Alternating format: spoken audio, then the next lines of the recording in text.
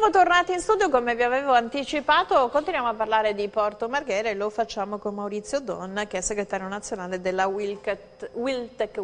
Buongiorno e benvenuto. Buongiorno a lei. Innanzitutto, se non sbaglio, quest'estate siamo stati ad un incontro alla capannone del Petrolchimico con tutti i rappresentanti di Versalis. Quella partita che punto è? Eravate pieni di entusiasmo? Qualcosa che riparte? Versalis, lo spieghiamo ai telespettatori, è una delle aziende di Porto Marghera. È quella più significativamente, come dire, importante per la quella che Porto resiste, Marghera. Quella che non è chiusa. No, quella che poteva essere, come dire, venduta a un fondo speculativo indiano di cui non si sapeva né arte né parte, ma che per fortuna, e anche un po' per insistenza da parte di tutti i lavoratori, l'ENI ha rinunciato a vendere. È un'azienda di ENI. È un'azienda del gruppo ENI, sì. Noi ci eravamo visti ai primi di luglio, appena era arrivata la notizia, che in quel momento era la notizia principale, era quella che ci dava maggior soddisfazione, però come sempre quando ci sono dei cambiamenti di quel genere si riparte con un lavoro nuovo, non si è risolto il problema, si è solamente accantonato quello che era il pericolo maggiore. Però Porto Marghera non è salva. Porto Marghera ha ancora molti problemi e ha ancora molta strada da fare per poter dire che si è affrontato e risolto. Ma la strada, il percorso è stato iniziato perché, insomma, lo si diceva anche prima con Laura Fincato, chi ha vissuto giornalisticamente, professionalmente, umanamente, la lunga storia, la lunga di Porto Marghera, tante carte firmate, tanti accordi ci sono. Però, insomma, se si fa un giro al petrolchimico, sì, c'è un'area di dismissione e non è percepibile la riconversione. Sì, si vedono delle strade che stanno iniziando ad essere costruite, penso davanti al capannone del petrolchimico, so che c'è una nuova strada, probabilmente per far deviare i camion. È simbolico di una ripartenza o è solo una questione logistica di viabilità e non uso a caso questo termine? Capisco. Battuta per battuta, le strade che si stanno realizzando e che insomma, in buona parte sono già state realizzate all'esterno dell'area industriale sono il completamento di una progettazione che è cominciata più di 20 anni fa ed è in qualche modo il simbolo di quanto a rilento le cose vadano in questo paese. Per cui non è che le strade che si stanno facendo sono il segno di una ripartenza, sono la conclusione di un processo. Il problema è che le strade girano intorno al petrolchimico e quindi quello che succede all'interno dell'area industriale di Porto Marghera è ancora oggetto di enormi discussioni. Vero, riconosco con lei, e credo fosse uno degli argomenti di discussione con l'onorevole Fincato prima, che oltretutto è stata per anni una degli attori principali da assessore alle attività produttive del Comune di Venezia. Attori che hanno fatto o attori che hanno rappresentato? Perché io di attori ne ho visti tanti intorno al alla Porto Marghera. Stavo per dire la stessa cosa. Colgo la battuta e colgo l'esempio. Di attori che hanno rappresentato ce ne sono tantissimi, organizzazioni sindacali comprese, di risultati raggiunti poco o nulla. Noi abbiamo prodotto, ma con molta difficoltà e con moltissimo impegno, abbiamo prodotto un mare di carta. Abbiamo prodotto degli accordi che erano dal punto di vista legislativo, dal punto di vista proprio in termini di contenuti bellissimi, ma che però sono rimasti ancora oggi carta morta. E le persone che dovevano essere salvate da quella carta che fine hanno fatto? Penso agli operai, no? Perché ci sono state proteste eclatanti, dalla torcia piuttosto che, però intanto progressivamente l'occupazione a Porto Marghera è andata assottigliandosi. Quelle persone cosa sono state in mobilità, in cassa integrazione, si sono riconvertite? Su Porto Marghera si sono utilizzati tutti gli ammortizzatori sociali possibili in quel momento dalla normativa esistente. Per cui ci sono stati lavoratori che sono stati messi in mobilità per accedere poi alla pensione e quelli in qualche modo hanno risolto i loro problemi. Molti sono stati messi in mobilità o in cassa integrazione ordinaria e straordinaria e non hanno risolto i loro problemi, sono ancora in cerca di occupazione. rappresentando quello che è, come dire, l'intero panorama delle difficoltà occupazionali di questo Paese. Ci sono giovani di alta scolarità che sono ancora alla ricerca di una nuova occupazione, ci sono lavoratori di una certa età con professionalità costruite in modo talmente specifico per aver lavorato 30, 25, 30 e anche più anni all'interno del petrolchimico, che però oggi non sono utili, non sono appetibili al mondo del lavoro. Questo popolo di persone come vive?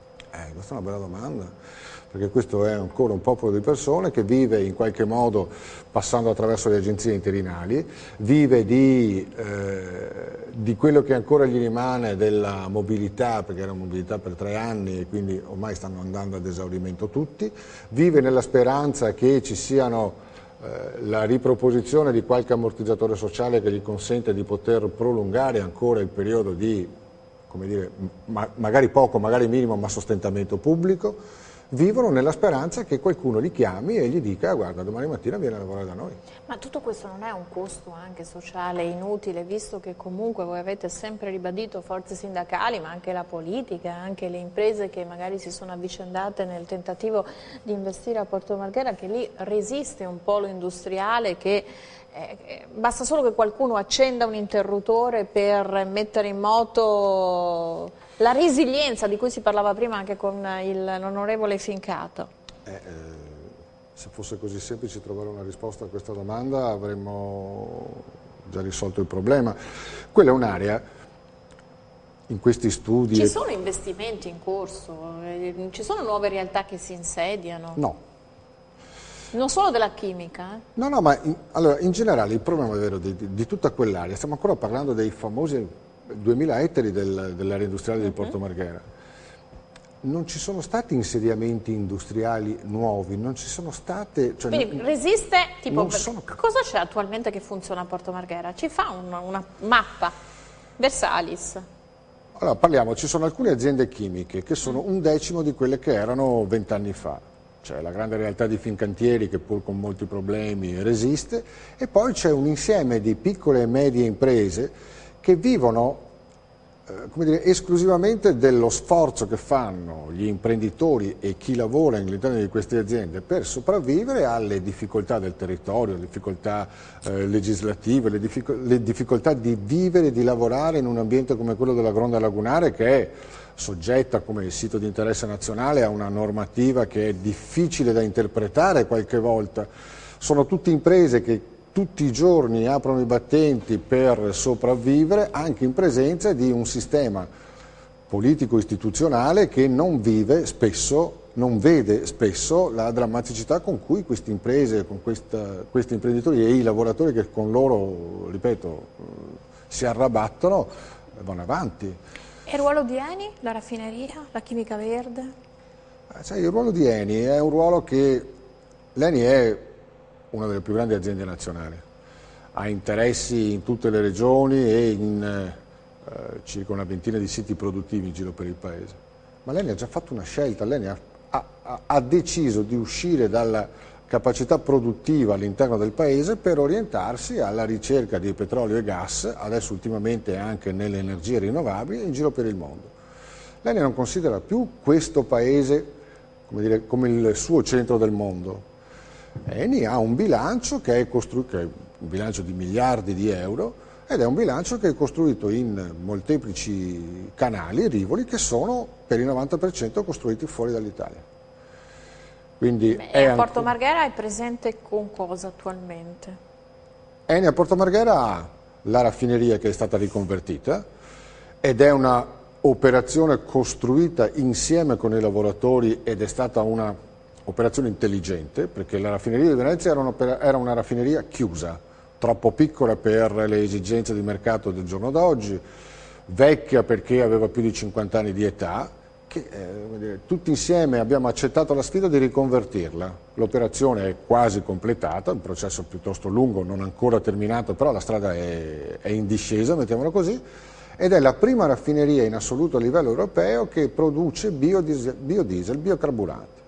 Oltretutto di una qualità anche particolarmente elevata, che insomma, va ben al di là di quelle che sono le normative che verranno applicate in Europa dopo il 2020. Quindi che tutto il diesel dovrà essere così sostanzialmente, con quelle caratteristiche? Il 15%, dopo il 2020 il 15% dei diesel dentro i nostri serbatoi dovrà essere di natura bio. Che già si trova in alcune pompe, no? di benzina, il biodiesel. Sì, non con queste percentuali perché non è così semplice produrlo. Il biodiesel che verrà prodotto, che viene prodotto e che sarà sempre più prodotto dalla raffineria di Venezia è in grado di essere alimentato al 100% nei motori oggi esistenti, per cui è di una qualità assolutamente innovativa, con un brevetto oltretutto di Eni, ma la questione vera è che quello è il primo esempio di riconversione che è stato fatto da Eni. C'è tutta la parte che manca ancora della vecchia chimica tradizionale, della chimica di base, la parte innovativa legata alla chimica verde, che è ancora una serie di enunciazioni. Ma le enunciazioni a cui faranno seguito le applicazioni pratiche o sono enunciazioni che vagano in un limbo etereo, Allora, impalpabile? È chiaro, un anno e mezzo fa l'Eni ha messo in vendita la chimica, compresa anche quella di Marghera. E un anno e mezzo fa qualcuno ha detto, beh adesso aspettiamo un attimo, vediamo chi arriva, poi sarà un problema di chi compra, eventualmente decidere se fare, se non fare. Noi avevamo detto come organizzazioni sindacali in modo, come dire, unitario, no, il piano industriale presentato da Eni che lascia deve essere accolto da chi compra. Siccome chi compra non si vede mai se non alla fine. No. Lasciamo spazio per un paio di minuti alla pubblicità, poi torniamo in studio e continuiamo ancora a parlare del presente e del futuro di Porto Marghera. Tra pochissimo, grazie.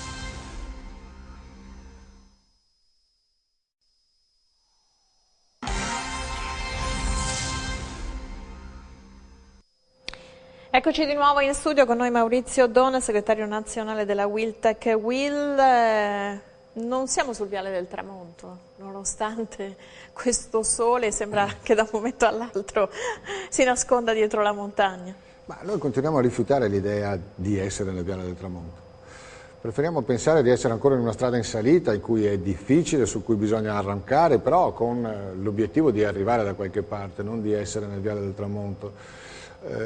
Fino a 15 anni fa quella era un'area che dava da lavorare ancora a decine di migliaia di persone e alcune condizioni dal punto di vista economico, complessivo, globalizzato sono cambiate oggettivamente, per cui pensare di tornare alla Marghera di 15 anni fa o ancora più indietro è ricordo impensabile. Un accordo del 2005 che era l'inizio, no, di un processo di salvezza di un polo, poi però quell'accordo... Io mi ricordo di aver passato di essere stato molte occasioni anche con voi stessi quando andavamo su e giù per la regione, ancora nel 96, nel 98, il primo grande accordo di programma sulla riconversione di Marghera. Scusi se sorrido, ma mi ricordo che siete stati anche denunciati, no? Per una presunta aggressione. Due volte, 2 processi. In Consiglio regionale. Vabbè, insomma, fa parte... Del rischio sindacale? Uno non vorrebbe mai trovarsi, come dire, di fronte a un giudice in un'aula di tribunale, però insomma, è successo. No, sono passati tanti anni e oggettivamente resiste Versalis, resistono alcune piccole aziende, Eni ha riconvertito la raffineria inventandosi il biodiesel, tutto il resto, la logistica, rimane lettera morta, la questione delle bonifiche. Prima le bonifiche devono essere fatte secondo un percorso di creazione di un giardino per combattere le malattie polmonari, adesso insomma si è un po' rivisto che vabbè, bonificare sì, ma sempre per insediamenti industriali, perché altrimenti una bonifica globale non è possibile. Se mi chiede una personalissima opinione sulla questione delle bonifiche, dovremmo star qui... Ma è la condizione sine qua non, la bonifica? Assolutamente sì, ma lo è sempre stata, ma è anche una delle motivazioni per cui non si è fatto più nulla.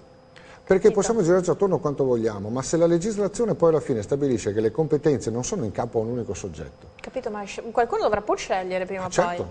poi. Stiamo ancora cercando qualcuno che scelga. Da quanto tempo è che state aspettando che qualcuno scelga? Guardi, il primo accordo di programma sulla riconversione di Porto Marghera, che stabiliva anche cosa fare con le bonifiche, è del 2000. Sono passati 16 anni. No, l'unica cosa che si è realizzata era un vecchio assioma che sosteneva l'allora governatore Galan, che diceva nel 2015 non ci sarà più nulla. È vero che non c'è neanche lui. e tutto sommato piangono in pochi. Però è anche altrettanto vero che c'è molto. No, è anche altrettanto vero che le difficoltà che c'erano 15 anni fa sono ancora assolutamente presenti. Oggi la domanda di fondo è: chi arriva a Porto Marghera si deve far carico dei danni ambientali che sono stati fatti da chi c'era prima di lui? Perché questo è... Lei però, scusi, è segretario nazionale. A Roma che cosa si dice? Perché ovviamente adesso il sindacato che ruolo ha avuto? C'è qualcosa che il sindacato poteva fare? Cioè... Noi stiamo cercando adesso di uscire dalle condizioni di difesa. Noi abbiamo lavorato per tantissimi anni partendo da una condizione di assoluta debolezza, perché nel momento in cui l'impresa chiude non si può ragionare di riconversione, di investimento, di quant'altro, devi ragionare di che cosa fare con la gente che rimane... Cioè, appunto, come ammortizzare i licenziamenti? No, che rimane in difficoltà. No? E per anni noi abbiamo fatto questo, perché sono decine e decine le imprese che a Marghera e nel suo dintorno hanno chiuso, e di riconversione non c'è stato quasi nulla. È vero che le condizioni economiche di questi ultimi 10 anni, 8-10 anni, sono sicuramente, esatto, non hanno favorito la riconversione, ma è anche altrettanto vero che tutta una serie di processi che potevano essere innestati sono rimasti lettera morta, perché alla fine il coraggio imprenditoriale non c'è, perché è venuta a mancare in questo paese l'imprenditoria. No, le forse grandi mancano imprese... più soldi a sostegno dell'imprenditoria? Non è vero, i soldi No, ci sono. ci sono? I soldi ci sono, perché se gli investimenti vengono fatti da altre parti in Europa, vuol dire che i soldi ci sono. Lei fa riferimento a Eni o anche altre imprese? Eni è una parte dell'imprenditoria di questo paese e nel caso specifico nel settore chimico. Eni è il 25esimo competitors a livello mondiale. Ma manca il coraggio perché investire da altre parti è più conveniente? No, manca il coraggio perché non c'è nessuna certezza della possibilità di avere un ritorno economico degli investimenti che si fanno in questo paese. Perché se un imprenditore... Quindi è più conveniente investire altrove? Chiaramente il ritorno economico vuol dire conveniente, ma il problema vero è che qui ci sono aree, spazi, professionalità, manodopera a disposizione, occasioni per poter realizzare nuove produzioni, oltretutto uscendo da quello che è un po' il male vero del nostro settore, cioè l'obsolescenza degli impianti, far qualcosa di nuovo e farlo meglio rispetto a quello che si faceva una volta. Ma se un imprenditore deve venire qui e chiedere un'autorizzazione industriale che gli arriva dopo 5 anni, quell'imprenditore i suoi soldi li porta da un'altra parte e non crea occupazione. Mi metto adesso nei panni della popolazione. Lei ha citato l'obsolescenza degli impianti. Chi vive a ridosso di quello che resta deve aver paura, perché insomma, le forze sindacali hanno sempre evidenziato comunque un presidio che rimaneva, no? A degli impianti. Questo presidio ancora c'è oppure? Perché come diceva lei, ci sono le strade, però dentro a Petrolchimico nessuno ci può andare, no? Quindi che cosa succede là dentro in un complesso che ha anche un suo fascino, però sembra tanto un fascino di archeologia industriale? Che cosa succede? In buona parte... è spento. Ci sono 4 aziende rispetto alle 12 che c'erano originariamente. Però la caserma dei pompieri, il presidio di sicurezza, è ancora inalterato, cioè i numeri che c'erano prima sono rimasti anche oggi.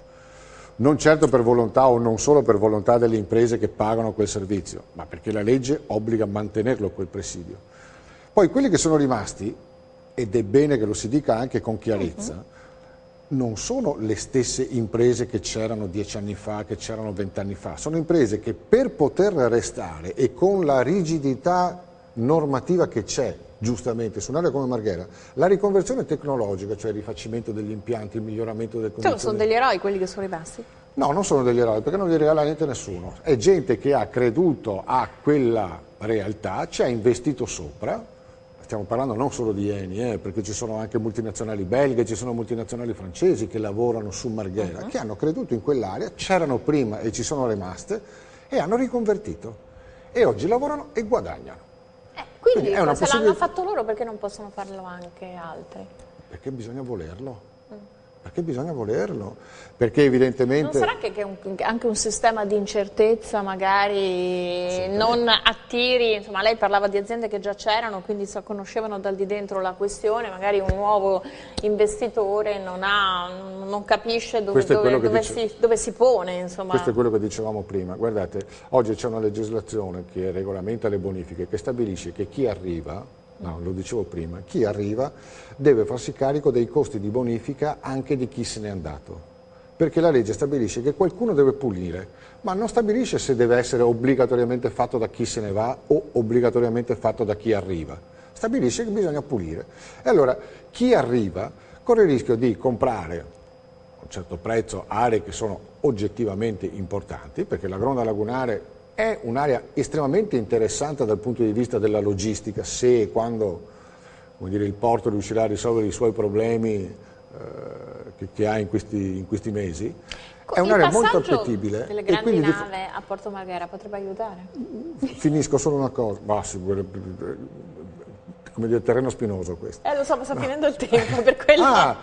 Ah beh, certo, se vogliamo mettere definitivamente una pietra sopra quello che può essere la riconversione di Porto Marghera, basta portarci le grandi navi da crociera. È sempre una riconversione. Per chi?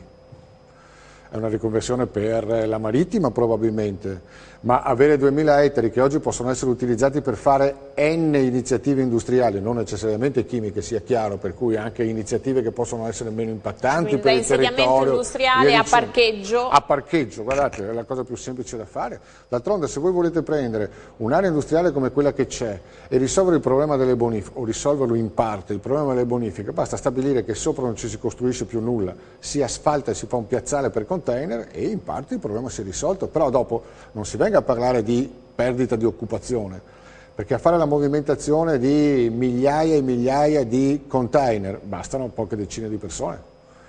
Avere un'impresa con centinaia di lavoratori e di conseguenza altrettante centinaia che operano nell'indotto è una cosa diversa. Il sito industriale di Porto Marghera, lei faceva riferimento alla Gronda Lagunare, sì. È un sito industriale che proprio perché affaccia alla Gronda Lagunare può avere delle caratteristiche che nessun altro appezzamento industriale può avere in Italia, o è perché è attrezzato, visto che lo è dai tempi del Conte Volpi?